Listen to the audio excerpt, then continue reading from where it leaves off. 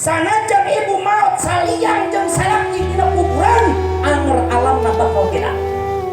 Di ibarat urang sare sakasur sanajan sasimut sanajan dikegepan reberem urang masing-masing dina eta alam tah kitu ge urang di akhirat kek urang teh kudu disalametkeun diri masing-masing.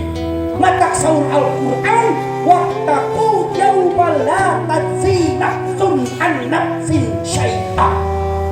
Waspada ke hiji poe nu semua bisa silih tulungan antara urang jeung urang. Maka kualna sakit tubuh kadepa hirup tu utama salametkeun diri heula masing-masing. Dina Al-Qur'an ku anfusakum wa ahlikum nar. Lamun keur orang-orang syariat salametkeun diri anak pamajikan jeung keluarga. Tapi lamun keur orang tasawuf ahlun didinya nu mana tah ieu anu dibawa. Di luhur saibas rambut dihambat saibas tempat tah ieu keluarga urang. Hei ilham cek kurang ka urang.